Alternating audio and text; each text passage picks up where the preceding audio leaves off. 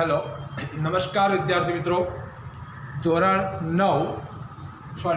8 विषय विज्ञान प्रकरण नंबर 11 बळ અને દબાણ, જેની અંદર આપણે અગાઉ 2 થી 3 વિડીયો તમને મોકલી ચૂક્યા છે। આ ચેપ્ટરનો વિડીયો નંબર 3 કે 4 હશે। બળના પ્રકારો વિશે આપણે આવ્યા હતા। હવે બળના પ્રકારની અંદર બે પ્રકાર આપણે તમારા અભ્યાસક્રમ મુજબ संपर्क बल અને બિન સંપર્ક બળ। સંપર્ક બળની અંદર બે ભાગ પડે, સ્નાયુ બળ અને ઘર્ષણ બળ। અને બિન સંપર્ક બળની અંદર ચુંબકીય બળ, સ્થિર વિદ્યુત બળ અને ગુરુત્વાકર્ષણ બળ। આ એના ત્રણ પ્રકાર છે। હવે આજે આપણે માત્ર એક સંપર્ક બળ વિશે ચલાવશું। संपर्क बल विषय चलावशु। बिन संपर्क बल एना त्रण प्रकारों ए नेक्स्ट पीरियड में लेवामां आवशे। आजना पीरियड में संपर्क बल अने एना बे प्रकारों स्नायु बल अने घर्षण बल आ बे टूंक नोंधो एना व्याख्याओ अने एना उदाहरण विशेनी आपणे माहिती मेळवीशुं। हवे संपर्क बल कोने कहेवाय? पहेलो तो प्रश्न ए थाय के संपर्क बल कोने कहेवाय? तो संपर्क बळनी हूँ तमने व्याख्या आपी दऊँ। मैं बोर्ड पर लखी नथी पण तमने कही दऊँ कि कोईपण पदार्थने ज्यारे एने स्पर्श करवाथी जे बळ लागे, स्पर्श करवाथी बळ लागे ए बळने संपर्क बळ, अथवा एक पदार्थने संपर्कमां आववाथी लागतुं बळ अथवा तेना गतिमां अथवा तो तेना स्थानमां फेरफार थाय छे, आ प्रकारना बळने आपणे संपर्क बळ तरीके ओळखीए छीए। हवे संपर्क बळनो पहलो प्रकार है स्नायु बळ। स्नायु बळ विषे टूंक नोंध लखो। प्रश्न आ रीते पूछाय। प्रश्न बीजी रीते पूछाय तो स्नायु बळनी व्याख्या जणावी, तेना 3 के 4 उदाहरण जणावो। प्रश्न आ रीते पण पूछाई शके छे। तो विद्यार्थी मित्रों, स्नायु बळ विषे आपणे वात करीए। स्नायु क्यों आवेला होय? तो मानव शरीर के कोईपण सजीव ना शरीरनी अंदर स्नायुओ आवेला होय छे अने ए स्नायुओनो जे उपयोग करवामां आवे तो एवा बळने आपणे स्नायु बळ कहेता होईए छे। तो अहींया स्नायु बळनी तमने व्याख्या कहूं के आपणा शरीरना स्नायु द्वारा एटले के आपणा शरीरनी अंदर जे स्नायुओ आवेला छे ए स्नायुओ द्वारा एटले के स्नायुओनी क्रियाने लीधे लागता बळने आपणे स्नायु बळ कहीए छीए। जेम के हूँ एम कहूँ कि पानी भरेली डोल है, मारे ने उचकवी है तो मारा हाथना स्नायुओनुं बळ एना उपर लागे छे तो एने आपणे स्नायु बळ कहीशुं। हवे स्नायु बळना हूँ तमने केटलाक उदाहरण आपी दऊं के स्कूल बेगने धक्को मारवो। आपणे सिंपल उदाहरण लईए। अथवा टेबल पर पड़ेलू पुस्तक, मैं उदाहरण 3 लख्या छे पण बोलीश वधारे। टेबल पर पड़ेला पुस्तक ने तमे धक्को मारो छो तो ए बळ पण तमारुं स्नायु बळ छे, बराबर छे। बीजुं आपणे कीधुं पाणी भरेली डोलने उचकवी, ए पण स्नायु बळनो एक प्रकार छे जेमां हाथना स्नायुओनो उपयोग थाय छे। तमे ज्यारे लखोटी रमो छो त्यारे लखोटीने आ रीते जे क्रिया करो छो तो एमां पण आ आंगळीना स्नायुओनो उपयोग थाय छे। लखोटीने आम करीने आम छोड़ी दो छो तो ए पण स्नायु बळना उदाहरणमां आवी शके छे। तो बीजुं स्कूल बेगने धक्को मारवो, पाणीनी डोलने उचकवी। त्रीजुं उदाहरण छे प्राणीओनुं। आपणे एक उदाहरण आपीए के आपणे गामडानी अंदर तमे जोता हशो बळदगाडुं। बळदगाडुं सिटीनी अंदर क्यारेक तमे घोड़ागाड़ी जोयुं होय, घोड़ानी द्वारा चालती गाड़ी। तो प्राणीओ पण तेमनी शारीरिक क्रियाओ अने बीजा कार्यों करवा माटे स्नायु बळनो उपयोग करे छे। जेम के बळद, घोड़ा, गधेड़ा, ऊंट वगैरह। तो बळद द्वारा केवी रीते स्नायु बळ वपराय? तो बळदनी जे खूंद छे, बळदनी जे गर्दन छे एना उपर आपणे बे बळदनी साथे बळदगाडाने जोड़ीए छीए तो ए वखते पण बळदना स्नायु बळनो उपयोग थाय छे। घोड़ानी उपर तमे सवारी करो अथवा तो एने गाड़ी साथे जोड़वामां आवे, घोड़ा गाड़ी पेली गाड़ी नहीं, તો એમાં પણ ઘોડાગાડીમાં પણ ઘોડાનું સ્નાયુબળ વપરાય છે. ગધેડાની પીઠ ઉપર જ્યારે ભાર ઉચકવા માટે પણ એનું સ્નાયુબળ વપરાય છે. ઊંટ લારી બરાબર ચલાવતી વખતે ઊંટનું પણ સ્નાયુબળ વપરાય છે. તો મનુષ્યની જેમ પ્રાણીઓમાં પણ સ્નાયુબળનો ઉપયોગ થાય છે. હવે સ્નાયુબળ ત્યારે જ લાગુ પાડી શકાય છે કે જ્યારે સ્નાયુઓ કોઈ પદાર્થ સાથે સંપર્કમાં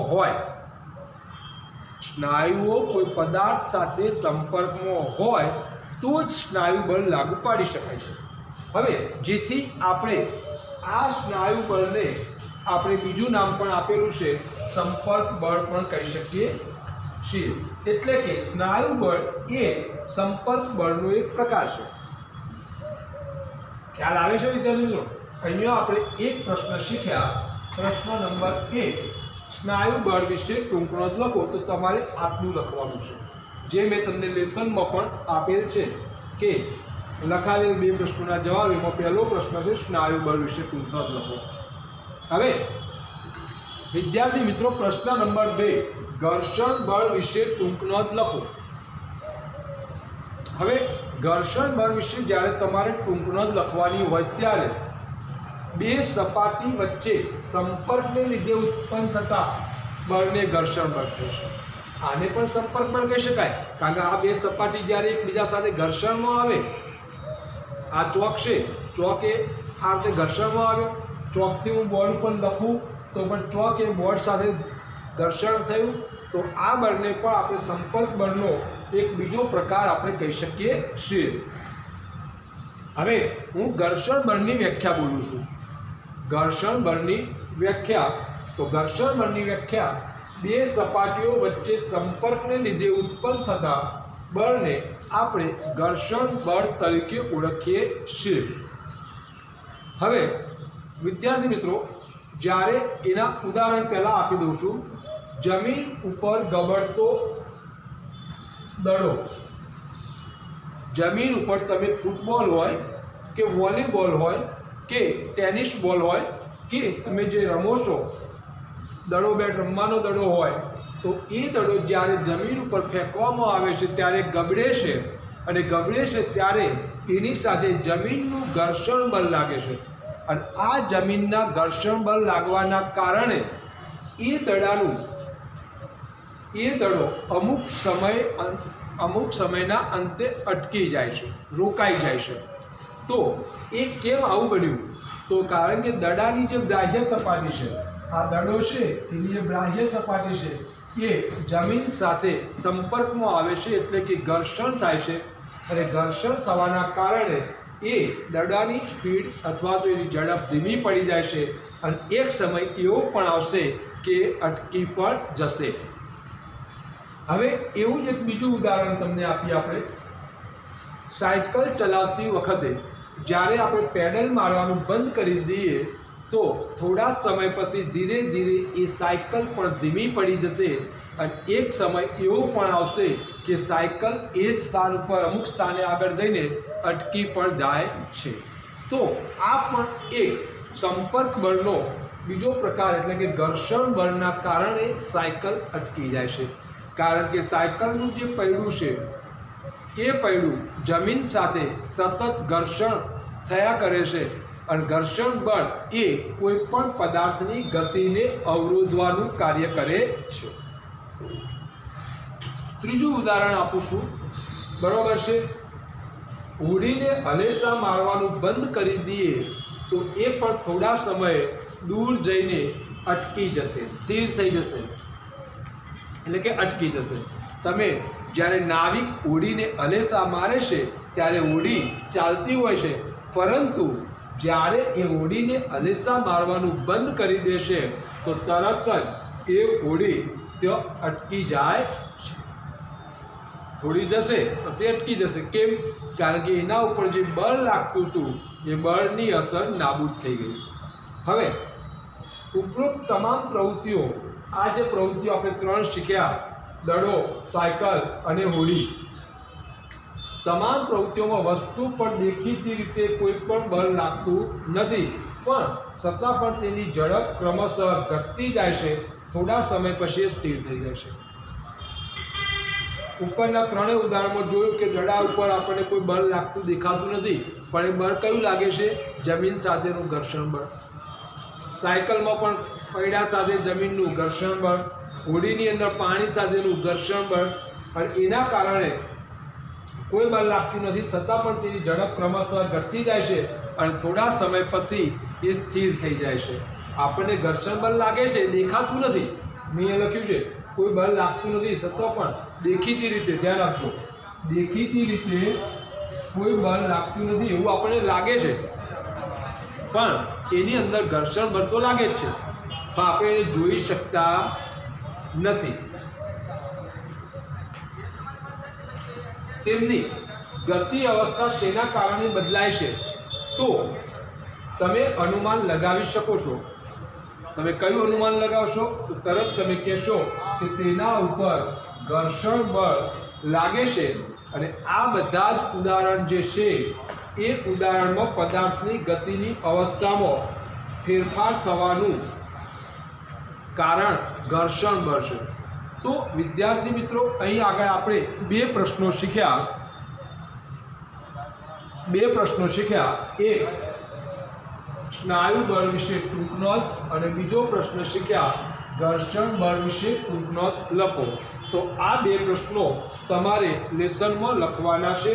બરાબર છે? લખાવેલ બે પ્રશ્નોના જવાબ લખવા.